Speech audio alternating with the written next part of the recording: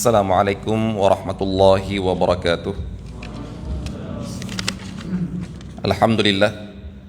Alhamdulillahi rabbil alamin, wa bihi nasta'inu ala umuri dunya waddin, wassalatu wassalamu ala nabiyyina Muhammadin sayyidil anbiya'i wal mursalin wa ala alihi wa sahbihi ajma'in wa man tabi'ahum bi ihsanin ila yaumiddin. Amma ba'du. Allahumma la sahla illa ma ja'altahu sahla wa anta taj'alul huzna idza syi'ta sahla. Allahumma la khaira illa khairuk wa la tayra illa tayruk wa la ilaha ghairuk. Allahumma la ya'ti bil hasanati illa anta wa la yadfa'u sayyiati illa anta wa la hawla wa la quwwata illa bik.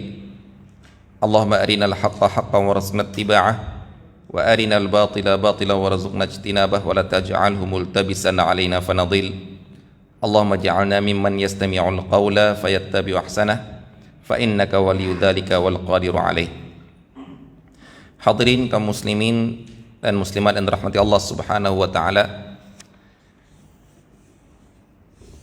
Sebenarnya ini adalah pertemuan yang keempat dalam rangkaian pembahasan pengantar ekonomi Islam.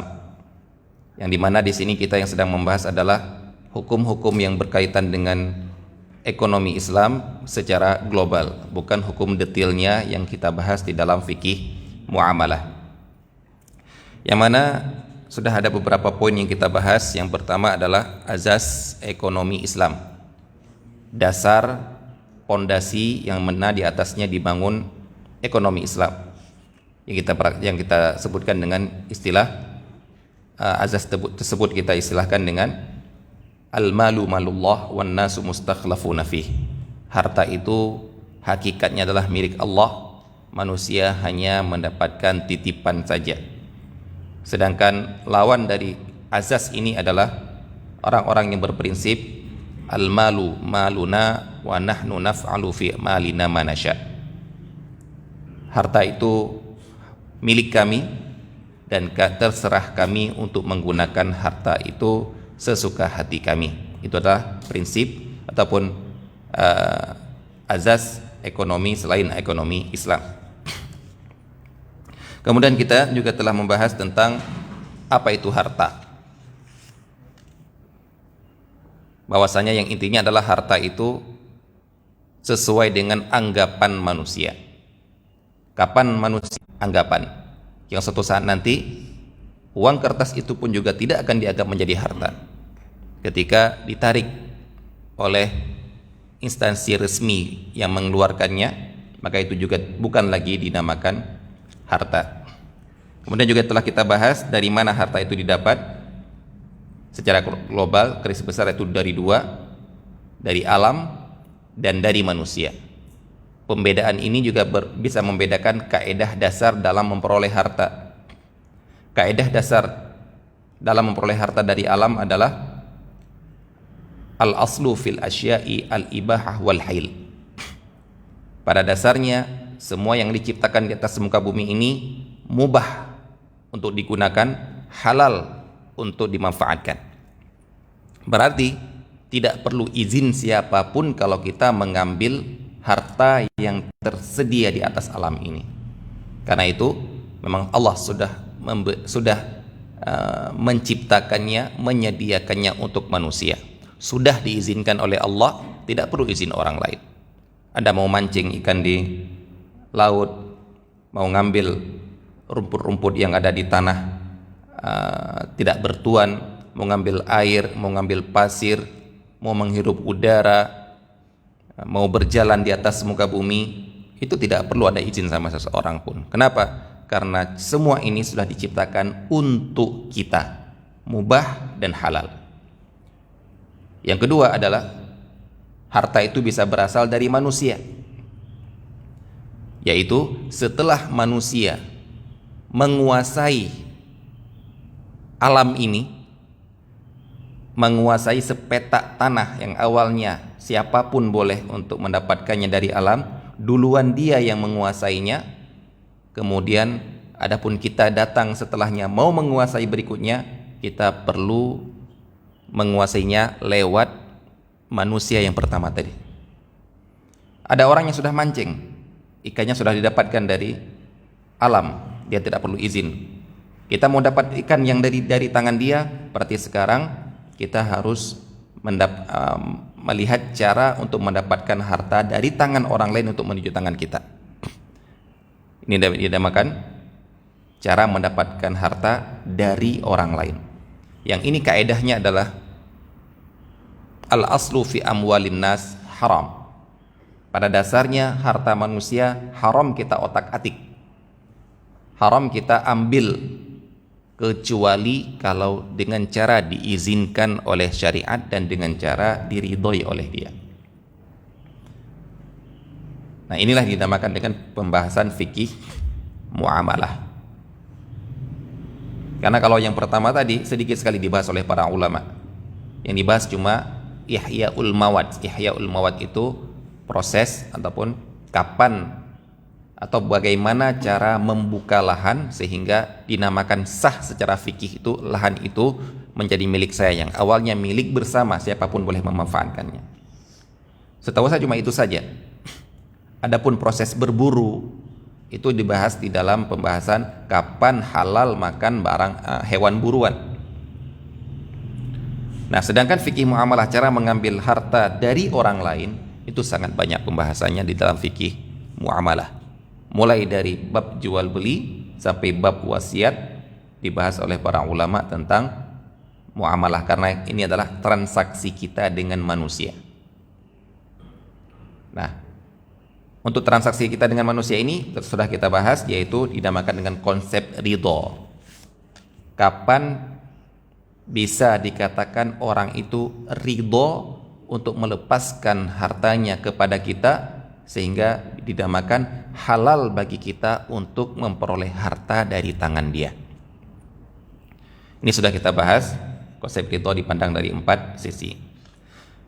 Baik, yang sekarang insyaallah akan kita bahas yang masih berhubungan dengan konsep ridho, yaitu yang diistilahkan tidak dinamakan ridho sesuatu yang diberikan tanpa sepengetahuan dia, ataupun sesuatu yang diperoleh tanpa sepengetahuan dia, yang menunjukkan bahwasanya ilmu, maksud ilmu di sini pengetahuan, tahu, itu syarat untuk bisa dikatakan dia ridho memberikan atau menerima sebuah barang dari orang lain. Baik, mari kita contohkan biar kita bisa paham semuanya. Anda membeli rumah. Anda membeli rumah. Kemudian sudah membeli rumah, tanah serta rumahnya itu, kemudian Anda mendapati ada ruang bawah tanah ternyata. Kok ada ruang bawah tanah? Di ruang bawah tanah itu ada satu peti penuh dengan harta, dengan uang koin emas. Pertanyaan saya, milik Anda atau bukan? Bukan, Pak ya? Karena Bapak itu yang jual rumah. Kalau Bapak itu yang beli rumah mungkin punya saya gitu.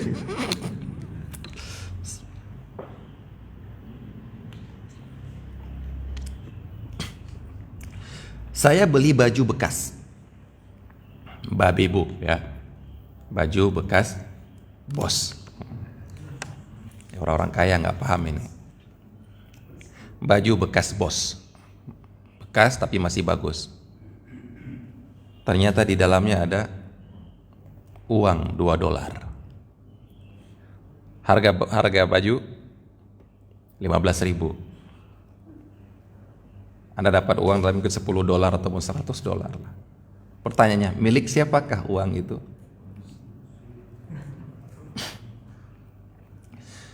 Jadi terkadang ada orang berprinsip, saya kan sudah beli rumah ini, Dia menyerahkan rumah ini dengan sukarela, dengan ridho. Saya juga tidak mencuri. Berarti, nah dia pakai kemudian konsekuensi, berarti semua yang ada di rumah ini beserta isinya itu milik saya.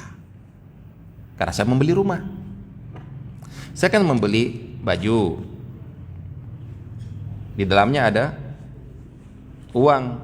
Berarti uang itu milik saya dong. Saya tidak mencuri uang. Uang itu dapat dari baju yang sah kepemilikannya untuk saya dengan cara membeli.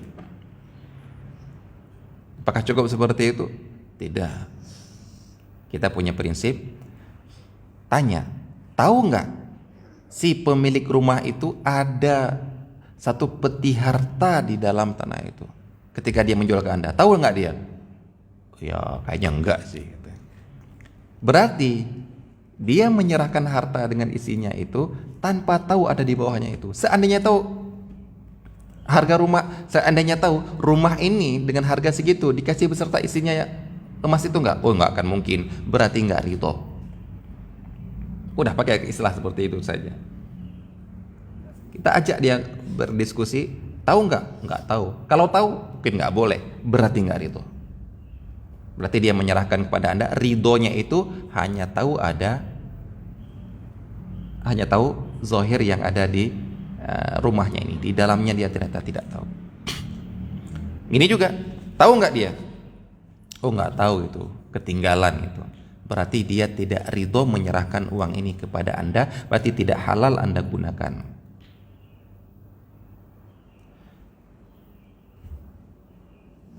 Anda beli, ternyata ada kembalian 46.000, mungkin tersilap yang penjual, dikembalikan 64.000.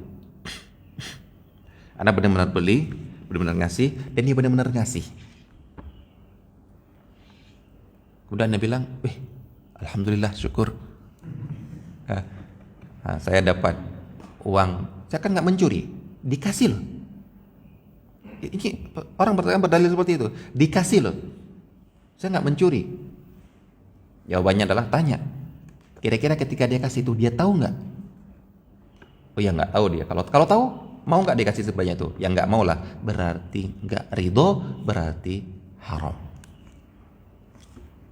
Ada juga yang menceritakan ya, orang katanya mau pergi dakwah di jalan Allah, naik kereta ataupun naik kereta atau naik bus, lupa saya kisahnya itu, nggak bawa uang. Ketika datang kondektur memeriksa tiket, dia berdoa kepada Allah, ya Allah, aku ini berdakwah di jalanmu ya Allah, tolonglah aku ya Allah biar tetap bisa naik bus ini. Ternyata orang kondektur itu cuma lewat aja, nggak sempat lihat ke dia. Alhamdulillah, dia bilang, dengan pertolongan Allah, karena berdakwah di jalan Allah, saya bisa naik bus gratis. Dia kondektur ini nggak melihat saya. Jawabannya maling. Dia bukan mengizinkan Anda. Beda kalau, Pak, mana uangnya? Nggak punya, Pak, boleh nggak saya naik ini? Saya sedang mau dakwah. Oh ya nggak apa-apa, enak. Cuma Anda naik bus bukan gratis. Anda telah menumpang di tempat orang yang sebenarnya di situ dia minta ongkos, cuma nggak minta ongkos gara-gara nggak melihat Anda. Mungkin Anda bilang, wah ditutup oleh malaikat. Iya, mungkin ditutup oleh setan. Gak bisa berdalil seperti itu. Anda telah menempati tempat orang yang sebenarnya siapa yang menempati itu harus bayar, dan Anda ternyata nggak ketahuan. Nggak bisa dikatakan itu halal. Nah, jadi ini tentang sesuatu yang diberi ternyata tidak tahu. Maka yang menerima tidak boleh mengambil, harus mengembalikan. Gimana mengembalikan, Ustaz? Yaitu namanya proses luqatah, barang temuan, umumkan. Yang jelas ini bukan punya Anda dulu ini, kita bilang. Jangan bilang langsung dengan membeli inilah jadi milik saya. Bukan. Anda kalau bisa jadi milik Anda dengan cara proses luqatah, mengumumkan, ternyata tidak ada yang mengakui, baru kemudian dimiliki dengan proses-prosesnya yang dibahas di dalam fikih muamalah. Jadi jangan langsung hukumi secara itu adalah ridho. Nah, begitu juga Anda yang membeli. Anda membeli barang, zohirnya barang tersebut bagus, ternyata setelah Anda beli, Anda ridho dengan membeli tersebut, Anda temukan cacat. Di sini diberikan hak yang dinamakan dengan hak khiyar aib. Khiyar untuk proses pengembalian. Bukan hanya pengembalian sebenarnya. Anda punya 3 pilihan. Si penjual tidak boleh bilang, kamu kan sudah ridho dari awal beli. Iya, saya ridho yang saya tahu ini. Ternyata ada ini yang tidak saya tahu, yang itu adalah cacat. Seandainya dari awal saya tahu ada ini, saya tidak akan mau beli, nggak ridho. Kenapa saya awalnya ridho? Karena saya tidak tahu. Itu aja prinsipnya. Maka ketika saya tahu, saya punya hak khiyar 3 pilihan. Yang pertama, saya boleh tetap ridho. Ya nggak apa-apa lah. Ada cacat ini, nggak apa-apa. Yang kedua, saya kembalikan. Mana uang saya seutuhnya. Yang ketiga, saya minta selisih harga. Yang mana mobil ini kalau sempurna segitu harganya yang kamu jual kemarin, kalau ternyata ada cacat ini pasti terkurangi harganya secara pasaran. Berapa persen? Segitu saya minta untuk dikembalikan uang saya dari pembelian tadi. Ini yang dinamakan dengan khiyar aib. Kenapa? Karena dia tidak tahu. Jadi prinsipnya adalah tidak bisa kita namakan ridho kalau kita tidak tahu. Tahu dulu, baru Anda ridho dimiliki, ridho diambil, baru bisa kita katakan halal untuk dimiliki. Nah, prinsip ini mari kita praktekkan dalam waris. Yang paling banyak ditanyakan yaitu, Ustadz, apa hukumnya ahli waris bagi waris secara rata, sama rata, sama-sama ridho. Seorang bapak meninggal dunia, seorang laki-laki meninggal dunia, meninggalkan istrinya dan 4 anak laki-laki, 3 anak perempuan. Berarti ada 8 orang. Seluruhnya ada 8 orang. Padahal bagiannya beda-beda.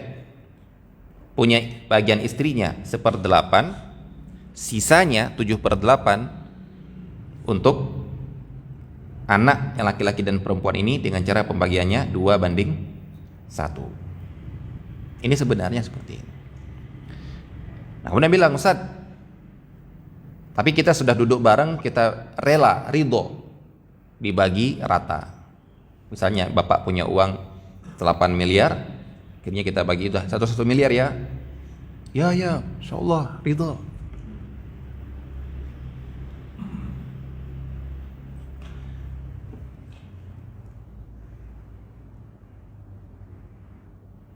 Bisakah kita namakan itu ridho? Ada sebagian ustaz ketika ditanya langsung menjawab, boleh bagi sama rata kalau sama-sama ridho. Boleh bagi sama rata kalau sama-sama sukarela. Maka jawaban saya adalah, jawaban ustaz itu benar, tapi ada sesuatu yang dilangkahi. Jadi kurang tepat. Apa itu dilangkahi? Benar ustaz itu bilang, boleh kalau sama-sama, boleh bagi sama rata kalau sama-sama ridho.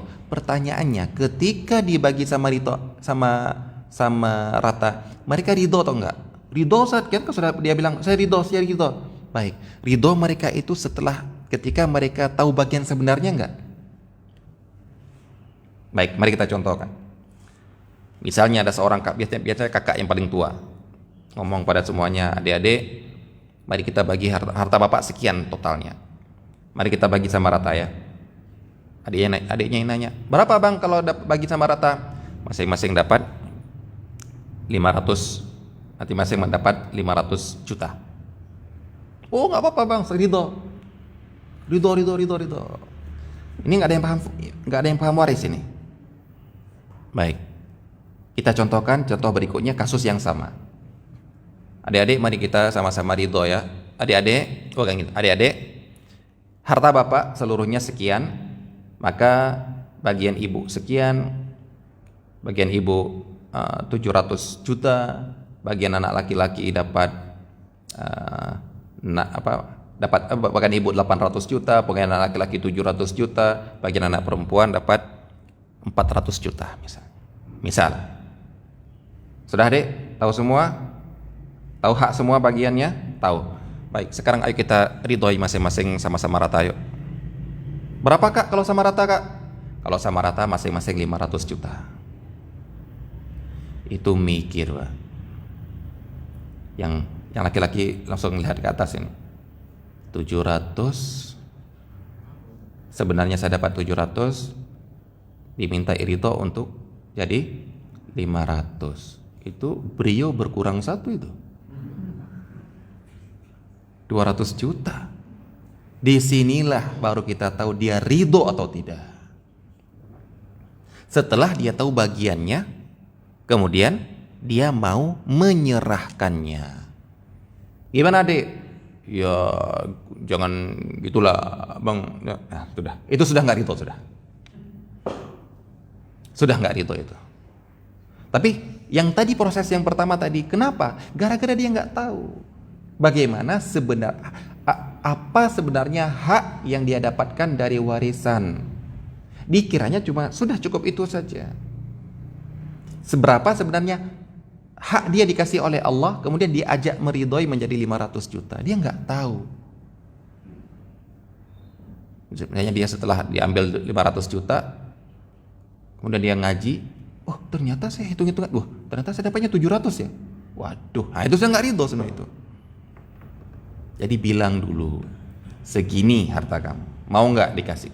Kamu sebenarnya dapat 10 juta, mau nggak kita kasihkan yang lain-lain biar rata, kamu dapatnya 7 juta. Mikir dia, dari 10 menjadi 7, saya ridho, selesai. Jadi tolong dalam masalah bagi waris ini, kata-kata boleh asalkan ridho, tolong ada satu yang harus dilalui, yaitu kalau Anda sudah tahu bagiannya dan sudah tahu berapa yang Anda ridhoi. Nah, ini bisa dipahamin ya. Itu prinsipnya, ridho itu harus sesuai dengan yang dia tahu. Tidak bisa dikatakan ridho seorang yang tidak tahu. Yang kedua, yang berhubungan dengan ridho, tidak bisa kita namakan ridho. Ini semuanya yang saya bincang ini adalah sesuatu yang sudah dikasih, kelihatan dikasih. Kita bukan mencuri. Kalau mencuri sudah nggak ridho dari dasarnya. Dikasih, kita ambil, ternyata kalau kita korek-korek dia nggak ridho. Yang pertama tadi tentang pengetahuan ilmu, apa yang dia tahu. Yang kedua adalah yang dinamakan dengan sungkan, nggak enakan,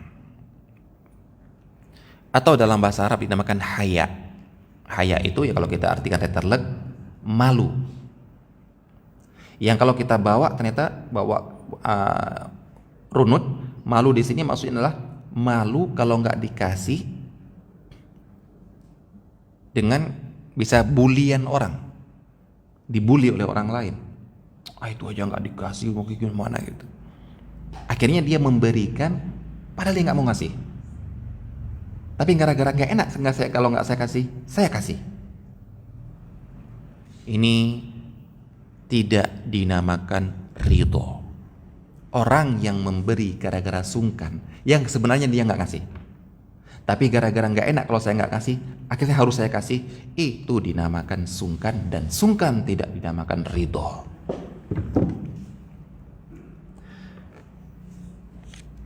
Di antara yang disebutkan oleh para ulama, kaidah dalam hal ini adalah, yang ini juga dibahas oleh ulama mazhab Syafi'iyah,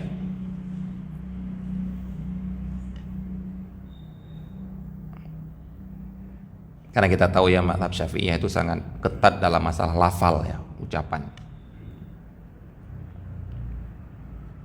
Mereka mengatakan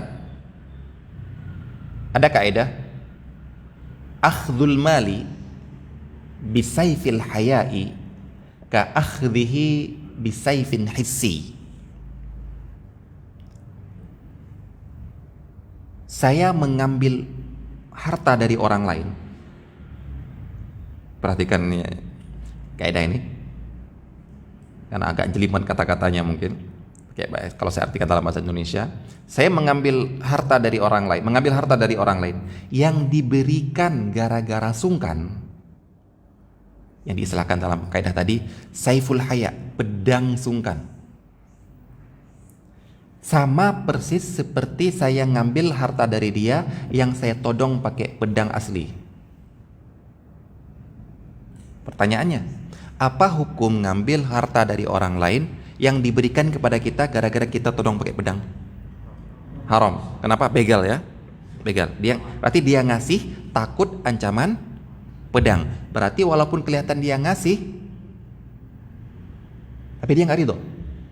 Tapi dia takut ancaman pedang. Nah, kata ulama, berarti persis seperti ini kalau Anda ngambil harta dari dia yang diberikan gara-gara sungkan. Berarti apa? Berarti harta yang diberikan gara-gara sungkan oleh dia haram Anda makan. Haram Anda ambil. Kenapa? Ujungnya kenapa? Karena tidak ridho. Sebagaimana dia tidak ridho memberi harta gara-gara ancaman pedang, dia juga sebenarnya tidak ridho memberi harta gara-gara sungkan tadi. Berarti Anda yang paham harus tidak boleh ngambil. Inilah yang perlu di sini, fikih perasaan. Orang nggak punya perasaan nggak bisa di sini. Baik, kita contohkan. Mari kita contohkan. Dan ini insya Allah dipahami semua orang. Yang nggak punya perasaan saja yang tidak paham. Baik, Anda naik kereta api. Di samping Anda beli makan siang di kereta api. Mbak, beli makan siang. Baik, mie nasi goreng harganya 38.000. Diambil satu kan? Dan Anda di samping dia. Mas, makan Mas. Tawarkan?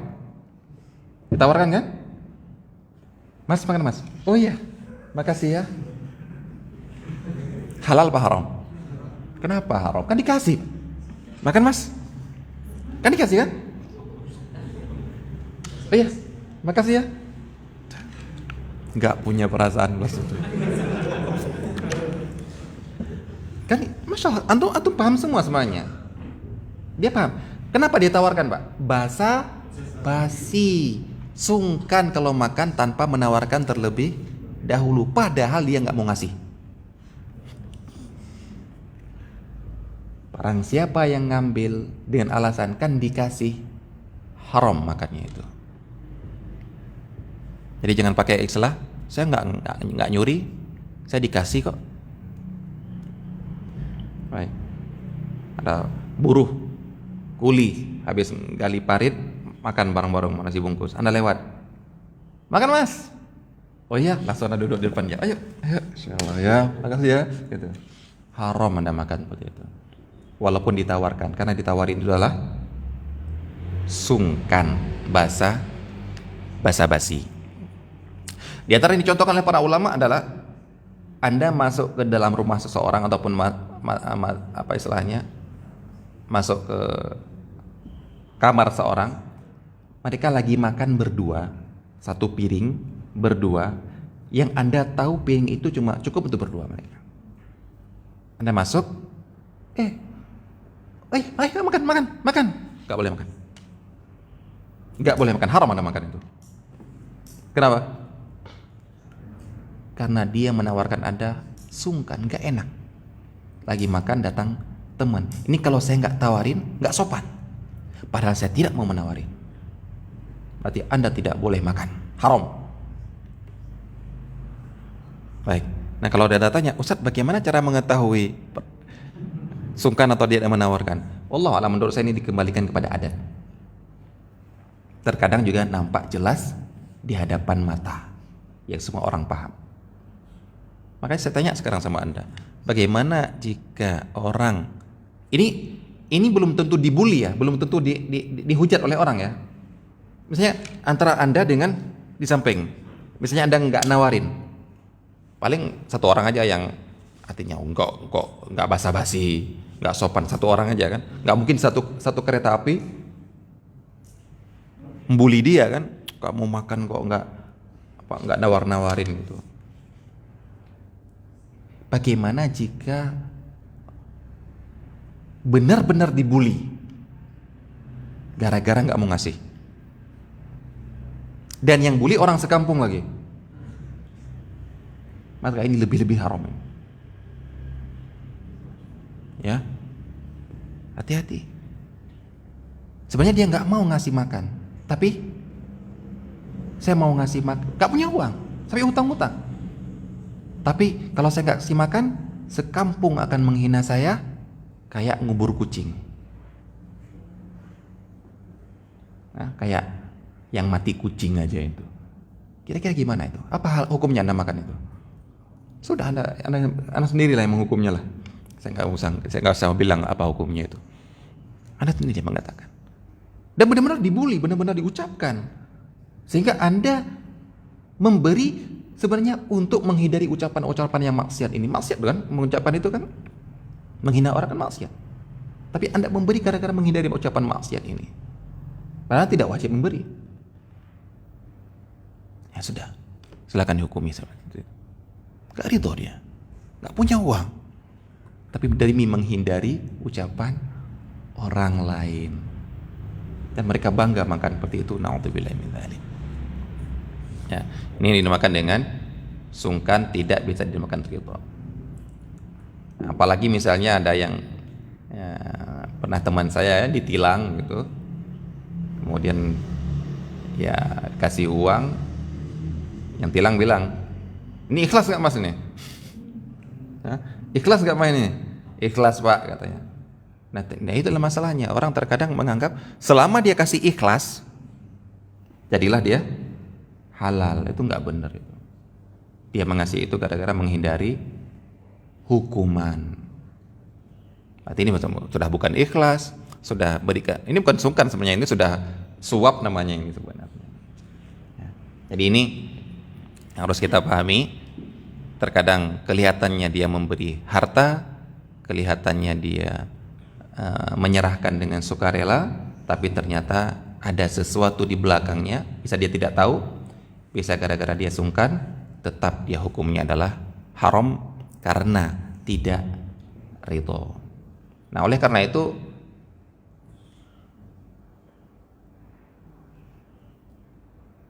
mendiskon gara-gara sungkan apa hukumnya?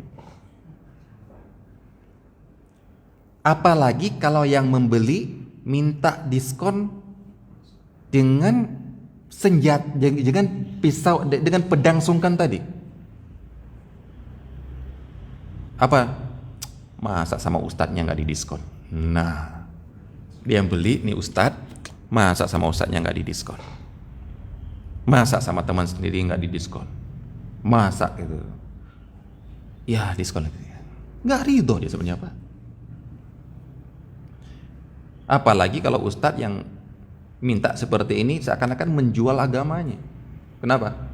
Dia sebenarnya harganya 200.000, tapi gara-gara agama seorang ustadz ini, gara-gara ilmu yang ada ustadz ini, didiskon menjadi 110.000. Berarti harga agamanya ustadz itu 50.000. Na'udzubillahi min dzalik. Kayaknya saya pernah mendengar cerita, benar atau tidak kisahnya wallahu ta'ala alam, ada seorang imam, kalau nggak salah Imam Syafi'i, nggak mau membeli dari muridnya. Kenapa? Takut muridnya nanti nggak mau mengurangi harganya, padahal dia nggak mau mengurangi gara-gara ustadznya. Nah, makanya mungkin kalau sekarang mending murid-murid itu bikin supermarket aja yang ada harganya langsung gitu. Jadi kalau dikurangi. Ada seorang ustadz, masya Allah, saya kenal, pernah makan bareng dengan beliau di warung makan dekat pondok pesantren. Yang punya warung itu kenal sama ustadz ini. Habis makan mau bayar, Gak usah Ustaz, gak usah Ustaz. Berapa? Gak usah Ustaz. Langsung dilempar uangnya nih, ambil. Tanya pergi. Oh gini Ustaz, kembaliannya Ustaz, katanya. Kalau mau gratis dari awal lah yuk. Ngajak Ustaz. Jangan pertama Anda, apa istilahnya? Dia beli, nanti Anda diskon Anda gratiskan gara-gara Ustaz. Bilang aja, Ustaz ini nggak saya jual Ustaz ya. Udah saya ngajak makan Ustaz. Beda sudah. Ngajak makan. Ada Ustaz datang itu, saya mau ngajak makan ke tempat saya. Beda. Jadi kalau Anda tanya bagaimana cara tahu sungkan atau tidak, itu jangan tanya sama saya. Itu bisa dikembalikan kepada adat. Baik, yang berikutnya. Poin yang berikutnya kita bahas di sini adalah tentang kepemilikan.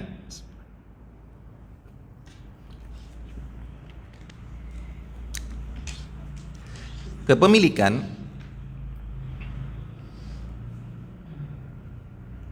dalam Islam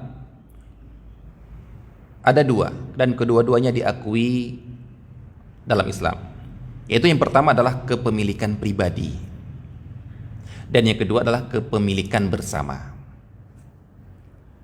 Kedua-duanya diakui dan dihormati dalam Islam. Kepemilikan pribadi adalah benar-benar milik seseorang yang mana orang lain tidak berhak mengutak-atiknya. Kalau ngutak-atik harus minta izin. Masa saya utak-atik ya, diambil, dimanfaatkan, itu harus minta izin. Dan ini diakui. Bahkan pengakuan dari Islam itu sampai menetapkan hukuman bagi orang yang ngutak-atik harta ini. Ya, hukuman yang paling pol yaitu potong tangan. Karena dia mengambil harta orang lain tanpa izin. Yang kalau tidak tercapai syarat-syarat potong tangan, ya hukuman lain diberikan keputusan kepada hakim, yaitu mungkin dipenjara ataupun dihukum yang lain dan lain sebagainya. Itu terserah pada hakim karena ada syarat-syaratnya untuk potong tangan. Jangan kita dikit-dikit kalau ngomong tentang korupsi, potong tangan. Enggak segampang itu, Ferguson. Nah, potong tangan itu ada syarat-syaratnya. Ini diakui oleh Islam. Yang kedua adalah kepemilikan bersama. Yang mana kepemilikan bersama ini tidak boleh ada orang yang menguasainya. Karena siapapun berhak untuk memiliki ini, siapapun berhak untuk memanfaatkan ini. Tidak boleh ada orang lain datang menguasai. Siapa yang mau memiliki harus bayar ke dia. Apa contohnya? Hak jalan. Hak jalan milik bersama. Nggak boleh ada yang menguasai. Maka apabila Anda membuat sesuatu di jalan tersebut yang menghalangi orang berjalan, maka Anda telah mengurangi hak orang lain. Berarti minta izin dulu. Apabila minta izin itu tidak memungkinkan, apa yang contohnya tidak memungkinkan, yaitu dinamakan dengan jalan tembus. Jalan tembus nggak mungkin Anda minta izin. Jalan tembus itu jalan yang semua orang mau dari desa ini, kota itu, negara itu boleh lewat di sini. Pertanyaannya, kan sudah diizinkan Pak RT untuk bikin terop di sini. Jawabannya Pak RT nggak bisa beri izin di sini. Karena menutup jalan ini bukan hanya menutup RT ini, tapi menutup akses dari kota itu ke kota itu yang boleh dilewati oleh mereka. Berarti kalau Anda tutup, zalim. Kenapa? Karena itu bukan punya Anda. Itu aja jawabannya sudah. Itu hak orang lain ada di situ. Beda kalau yang dinamakan dengan jalan buntu. Jalan buntu itu hanya dimiliki hak oleh rumah-rumah yang ada di sekitar jalan buntu itu. Saja gini, jalan buntu tahu ya?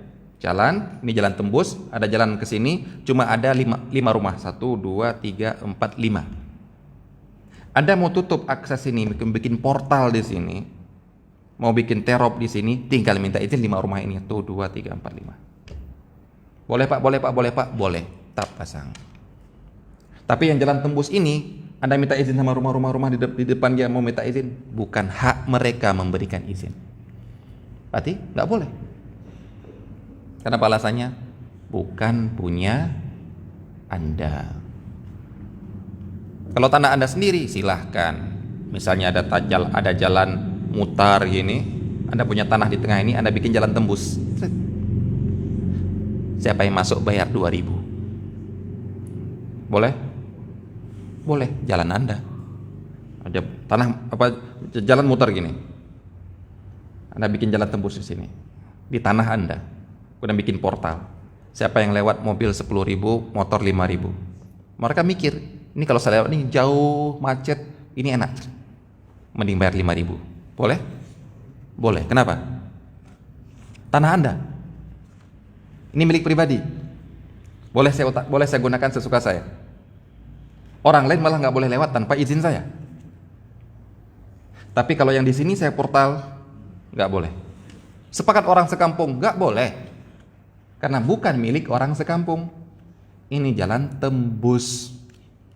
Dan yang membuat jalan ini pertama sekali sudah mengizinkan tembus. Kenapa Anda yang ini dibahas oleh para ulama di mana ini? Dalam fikih, dalam Kitabus Sulhi. Dalam fikih muamalah. Sulh itu dalam bahasa Indonesia bisa kita artikan damai-damai. Di situ dibahas hak bertetangga. Di antaranya ini. Masang atap yang ke jalan. Ini rumah dia segini, jalan di sini. Dia masang atap ini. Yang mana atap ini kalau orang lewat bisa kejedok. Nggak boleh. Karena tanah ini bukan punya Anda. Ini punya umum. Anda pasang ini, Anda berarti harus minta izin sama umum. Dan minta izin di jalan tembus nggak mungkin.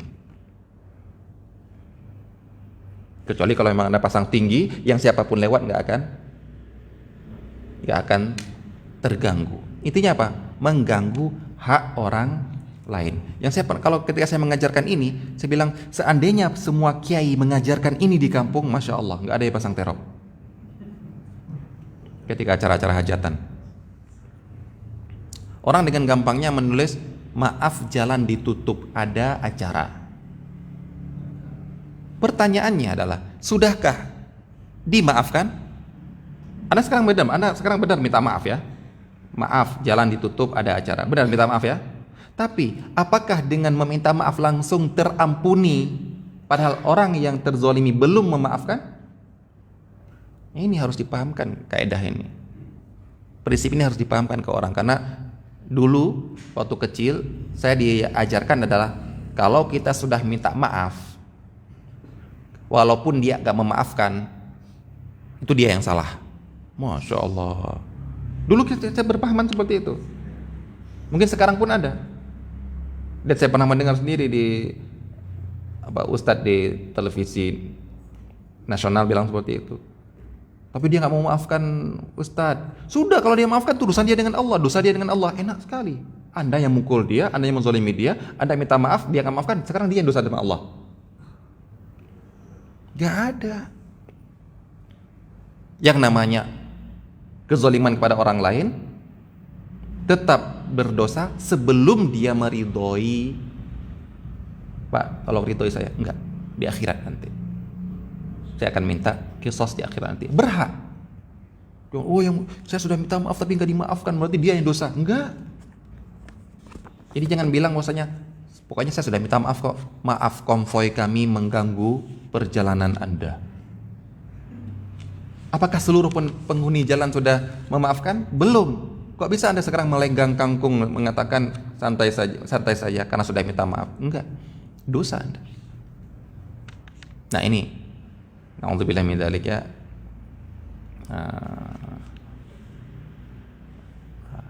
Kehidupan bermasyarakat itu ya, kalau kita merampas hak orang lain, ya kita zalim.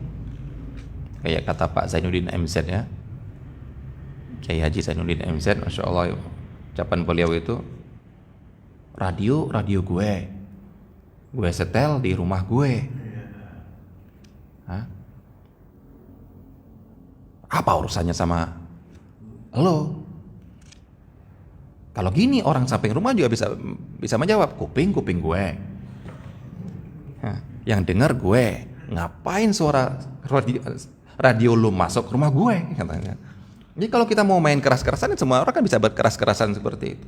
Inilah kezaliman. Kalau mau dengar ya dengar sendirilah satu rumah. Kenapa harus memperdengarkan satu kampung? Kan tidak semua orang suka. Nah, itulah kalau memang diajarkan kitabus sulh, orang akan bisa paham apa hak saya sama tetangga saya yang kadang yang rumahnya satu tembok. Nah, biasa bikin rumah-rumah KPR itu. Rumah satu tembok. Ini tembok ini milik siapa ini? Hah? Kalau ini runtuh, siapa yang wajib untuk memperbaiki? Boleh nggak saya maku di sini? Tembok bersama. Beda kalau tembok sendiri. Udah terserah mau maku gimana itu. Nah, itu dibahas oleh para ulama di dalam kitab Ushul. Yang intinya yang sedang kita di sinilah, saya bukan sedang membahas itu. Perhatikan, ada milik pribadi kita yang kita boleh gunakan sesuka kita. Bahkan orang lain tidak bisa ngutak-ngatik. Ada hak bersama yang harus kita hormati. Semua orang boleh, tidak boleh kita memanfaatkannya, tidak boleh kita melarangnya. Yang berikutnya, cara memiliki atau memanfaatkan harta orang lain.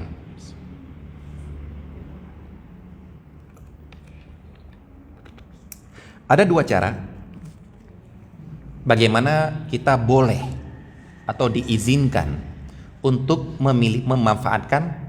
Saya membawa dua istilah.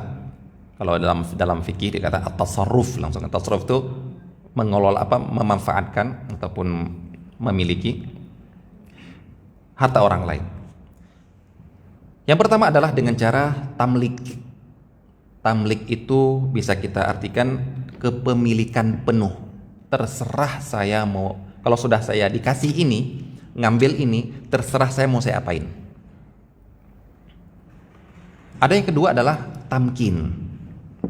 Tamkin itu kepemilikan atas izin yang terbatas atau izin tertentu. Mari kita contohkan sekarang.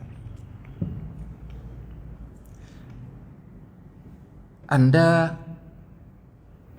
atau kita, adat kita lebaran itu ada kue di atas meja, yang mana kue itu disediakan untuk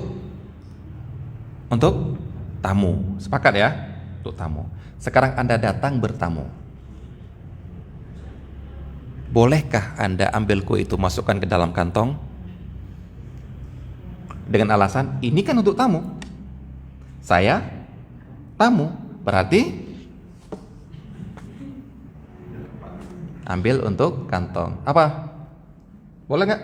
Kan bener kan? Ini untuk tamu, saya tamu, disediakan untuk tamu. Tamu boleh makan, saya tamu, berarti saya boleh ngambil, masukkan kantong, makan di rumah. Bener nggak?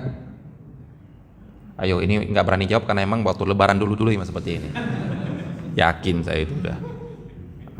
Ambil ke rumah, bertamu, begitu salat zuhur di masjid, Allahu Akbar, bro, kacang-kacang keluar semua ya.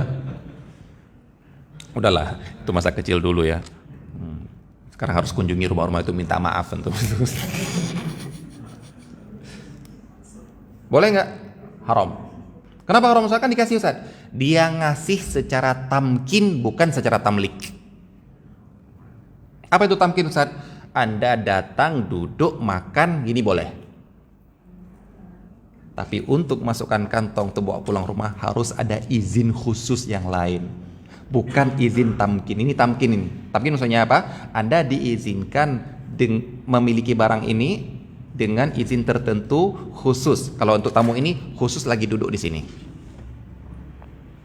Itu bukan tamlik. Contoh kedua, prasmanan. Walimahan prasmanan. Prasmanan itu tamlik apa tamkin? Tamkin, bukan tamlik. Anda datang, makan, ambil, makan di sini. Anda mau makan 1 ayam, 2 ayam di situ. Anda mau makan 5 udang, 7 udang di situ. Mau makan 5 tusuk sate, 3 tusuk sate di situ. Nggak boleh kemudian Anda ngambil 5 tusuk sate, 2 dimakan, 3 dimasukkan kantong, bawa pulang nanti. Ini kan sudah saya ambil, nggak boleh, haram. Kenapa? Karena Anda diizinkan tamkin di situ. Beda kalau begitu mau pulang dikasih besean, berkat.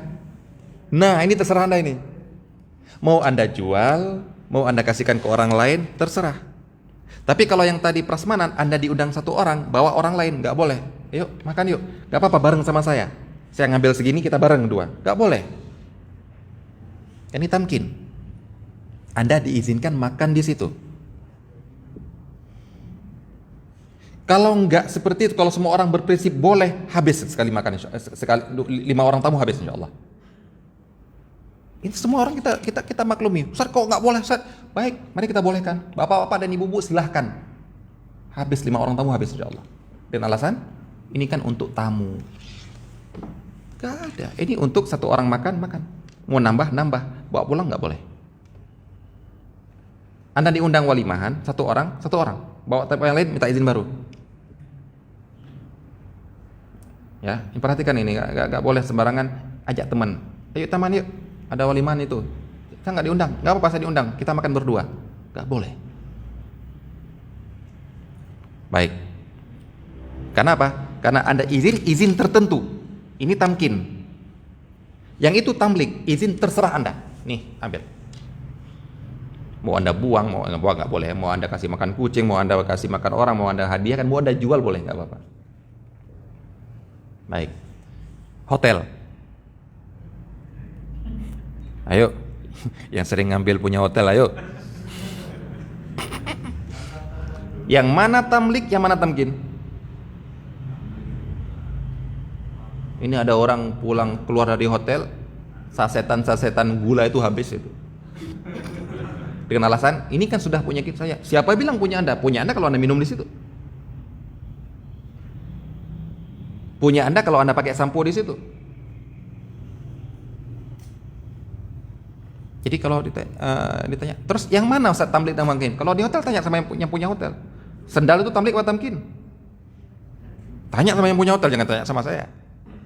Terkadang punya hotel sudah dianggap itu tamlik. Silakan. Ini bonus ataupun untuk yang menyewa kamar di sini. Nah, jangan nanti di kamar antum tuh masya Allah ya.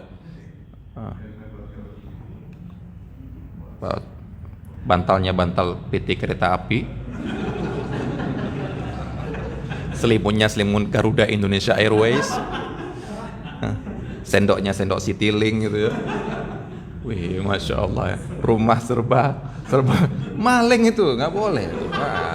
Nggak boleh itu, nggak boleh. Kenapa itu? Kalau Anda gunakan model seperti itu semua, maka hukum karma apa istilahnya? Kalau Anda bikin walimahan 5 orang tamu habis itu sudah. Nggak boleh. Ada yang tamlik, ada yang tamkin. Nah, dibahas oleh para ulama dalam fikih, diantaranya adalah dalam masalah pembagian zakat. Pembagian zakat asnaf as-samaniyah, 8 orang yang berhak mendapatkan zakat: fakir, miskin, amil, muallaf, gharim, riqab, fisabilillah, ibnu sabil dan fisabilillah. Ini 4 dari mereka cara mengambil zakat secara tamlik. 4 dari mereka mengambil zakat secara tamkin. Contoh, yang tamlik adalah fakir, miskin, amil, muallaf. Anda kasih ke orang miskin, ada orang miskin, aduh kasihan Anda, dia miskin, beli beras setiap hari pokoknya dapat uang 10.000, dapat beras, dapat makan. Besok 10.000 lagi dapat uang beras, beli kan ada pernah lihat orang beli beras 5.000 gitu. Kasihan. Tapi cukup untuk keluarga dia, ya ada kurang lah. Kasihan Anda ini kan, tiba-tiba Anda dapat uang zakat 30 juta.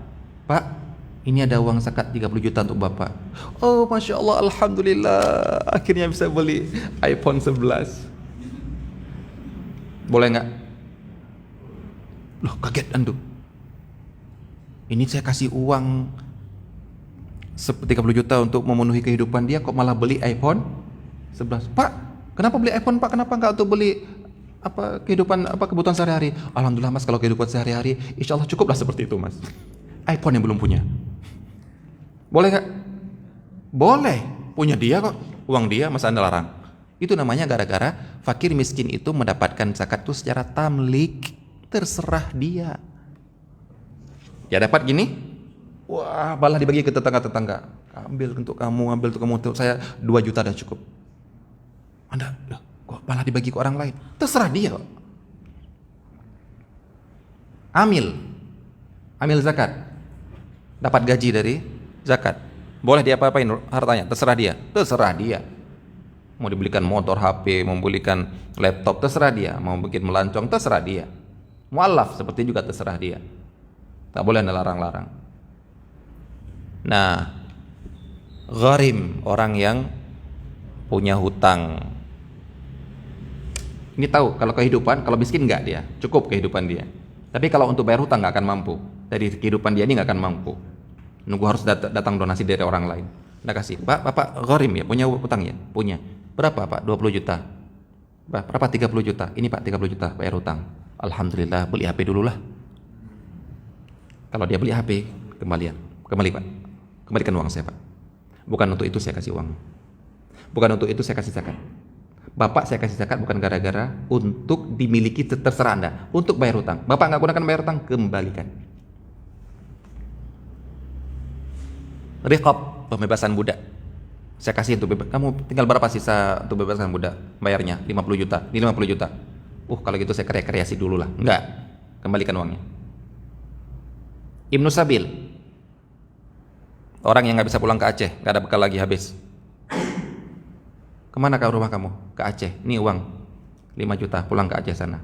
Lumayan, bisa ke Bali. Kembalikan uangnya.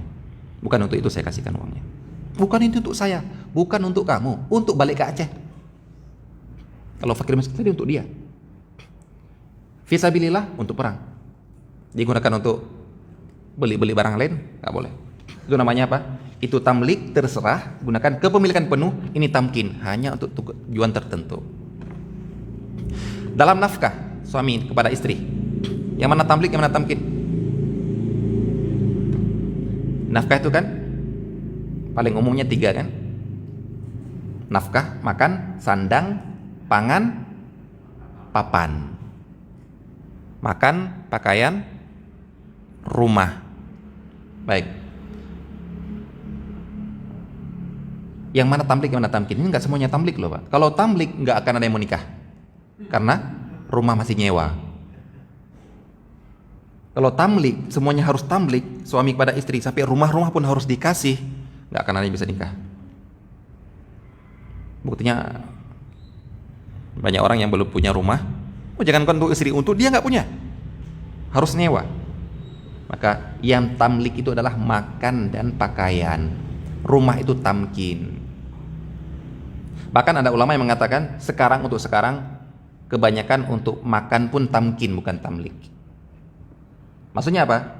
Kalau tamlik berarti Anda kasih dia pakaian, nih Dek, pakaian untuk kamu. Dia mau ngasih ke adik dia, mau ngasih ke saudara dia, mau bersedekahkan ini tanpa izin saya nggak apa-apa. Karena sudah punya dia penuh.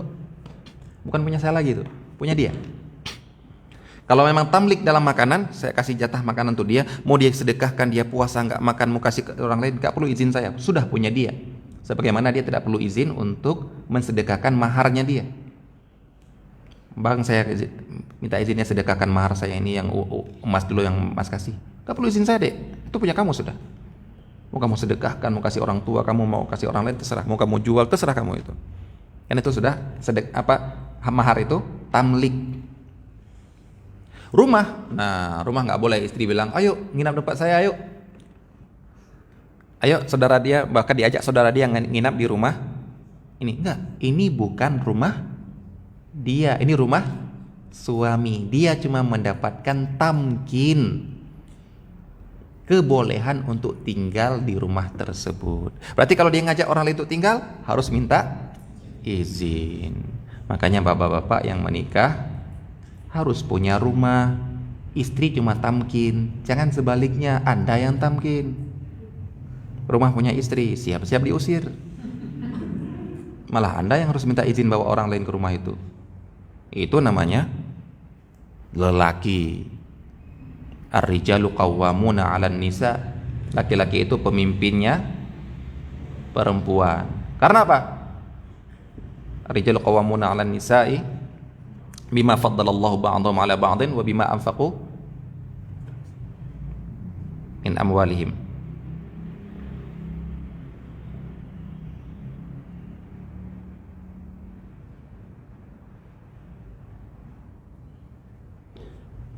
Kenapa dinamakan ini? Perhatikan, orang terkadang sampai ar-rijalu qawwamuna 'ala nisa fakat, titik, salah itu Pak. Baca ayatnya sampai penuh.